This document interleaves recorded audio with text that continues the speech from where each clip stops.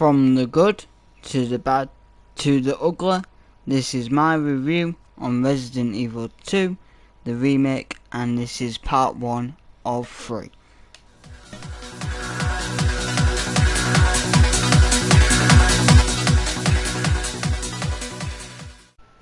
Resident Evil 2 is a survival horror game developed and published by Capcom and released for the PlayStation in 1998. The player controls Leon S. Kennedy or Claire Redfield, who must escape Raccoon after its citizens are transformed into zombies by a biological weapon. 2 months after the events of the original Resident Evil, the gameplay focuses on exploration, puzzles and combat. The main difference from its predecessor are the branching paths, with each playable character having unique storylines and obstacles to complete. Resident Evil 2 was produced by Shinji Mikami, director of the first Resident Evil game, and developed by a team of around 50 over 21 months. The internal version of the Resident Evil game, commonly referred to as Resident Evil 1.5, differed dramatically and was cancelled when it was around 2/3 complete. The final design introduced a more cinematic presentation. Resident Evil 2 received critical acclaim and was praised for its atmosphere, settings, graphics and audio, as well as scenery, and overall gameplay, as well as its improvements of the original game, but with some criticism towards its controls and voice acting and certain gameplay elements. It has appeared on a number of lists of the best-selling video games ever. It is the best-selling Resident Evil game for a single platform, selling 4.96 million copies on the PlayStation. It was ported to the Windows, Nintendo 64, Dreamcast and GameCube, and a modified 2.5 version was released for the Game.com handheld. The story of Resident Evil 2 was retold and built upon in several later games and has been adapted into a variety of licensed works.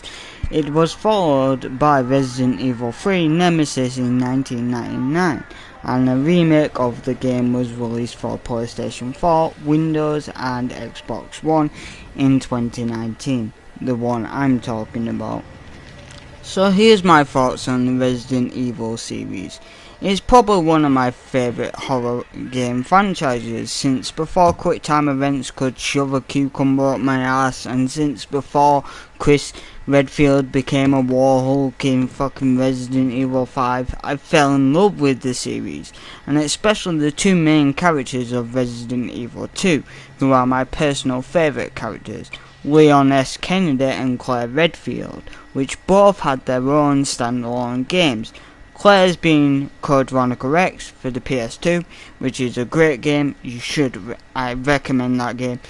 And of course, Leon's being Resident Evil 4. The best and worst annoying characters are in that game, especially Ashley Graham.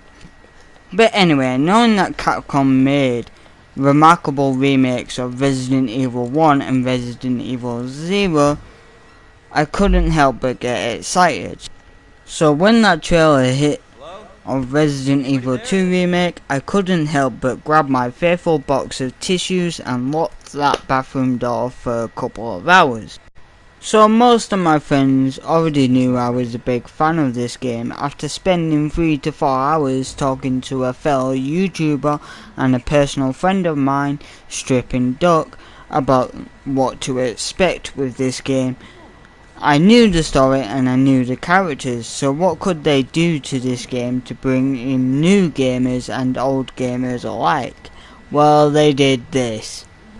Well, first of all, it feels like a remixed Resident Evil 5 with its clunky aiming controls and walking animations mixed in with a bit of elements of Resident Evil 7. Don't get me wrong, I don't hate this game, I just think it's okay. for a casual gamer. You see, the changes in the game have made it feel less scarier and less more of a survival horror than the original game. You see, with the original game it relied on its atmosphere and fixed camera angles, making you feel isolated and discomfortable treading around new areas, as if your only friend is your pistol and your quick fingertips. As far as enemies go, there's no real change to them, except they can grab you and there's no option to throw enemies off you. In the text files, when I was looking at the text files, there is an animation of a dodge mechanic, and it is very possible to do this by pressing X and holding down on your move analog stick, but every time I tried it, it wouldn't do it. So unlike the original, you can't shake enemies off you. Whilst testing each difficulty, I did notice a few things about playing this game on easy. The tyrant is less likely to spawn to your location.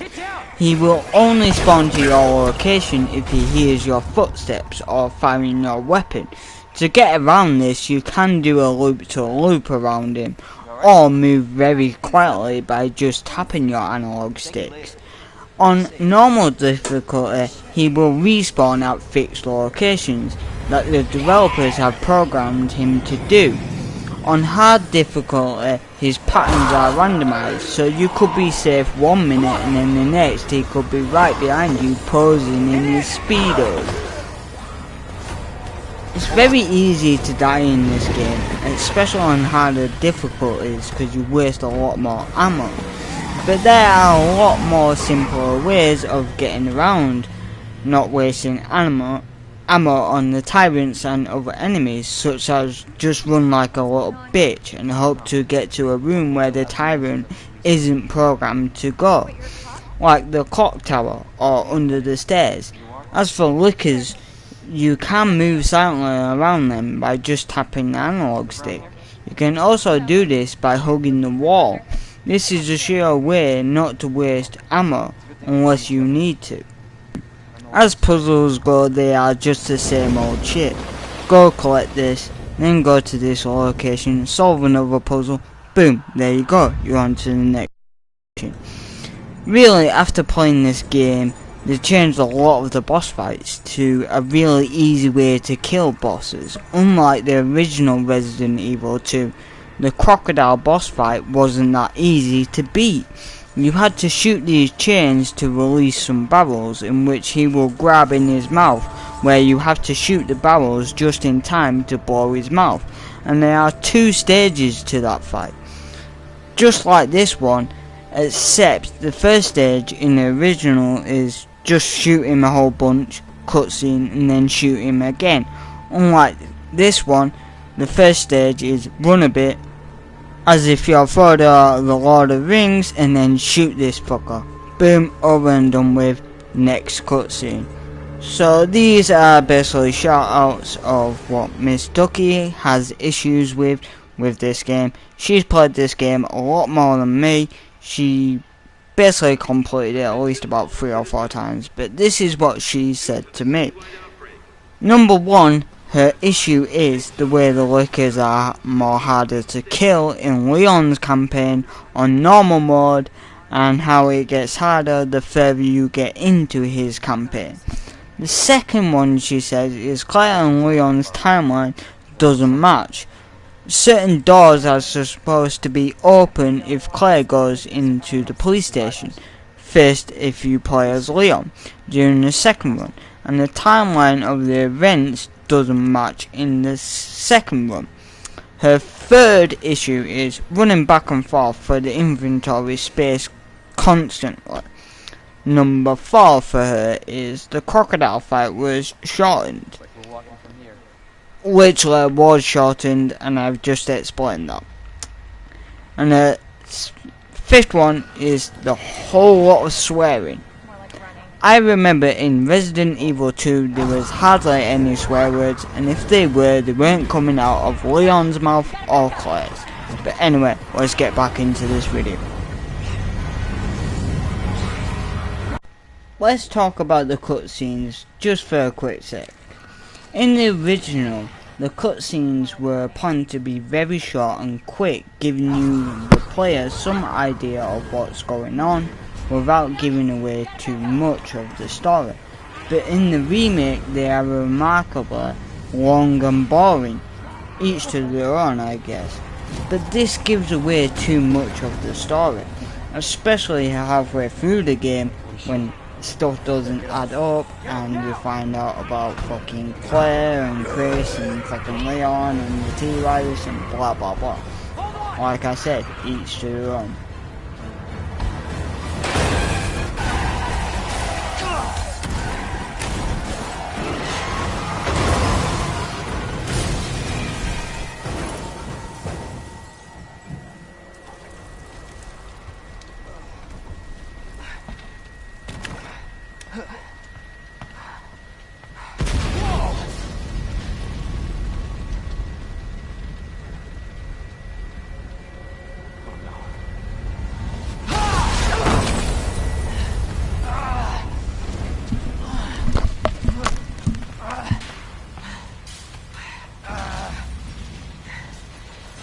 Claire! Claire, are you okay? Yeah, I'm alright. How about you? Can't stay here, it's not safe. Go on ahead. I'll meet you at the station. I'll be there. One of my issues is not having the option to have fixed camera angles for old school gamers like me.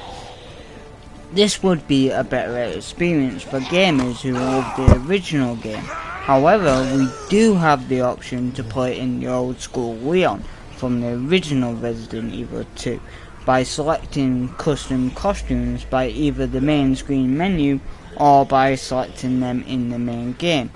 I would feel much better having that option to have it in the old school mode where the fixed camera angles gives you some experience of a scarier experience, especially getting chased by the tyrant or lickers, and having the old school textures to the characters, and giving you the choice, the player, whether to play in old school or new school, giving old school gamers a new feel to the game as well as giving new gamers a feel to the old game, making all in all a better experience for every gamer.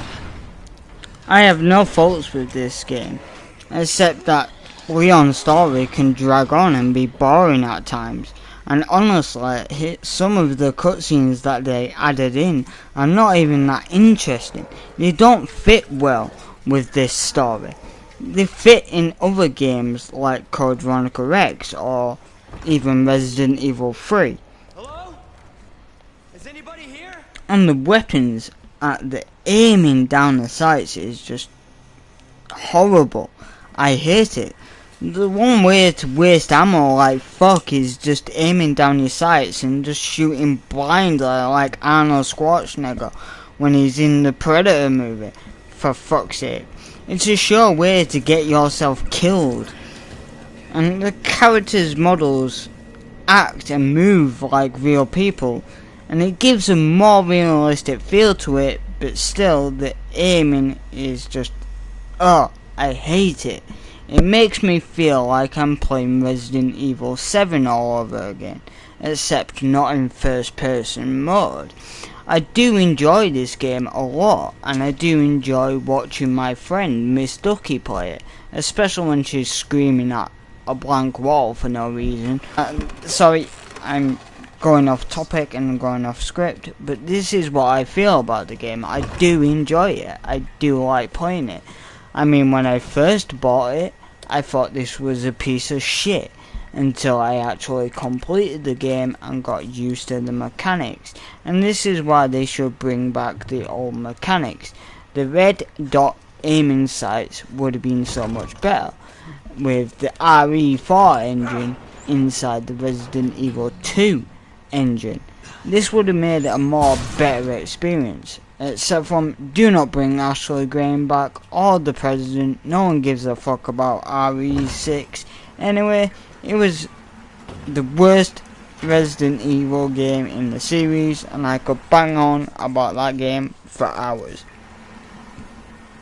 They did bring back the inventory system, and it's still played upon this game, giving you limited carry space for weapons and key items you need to collect.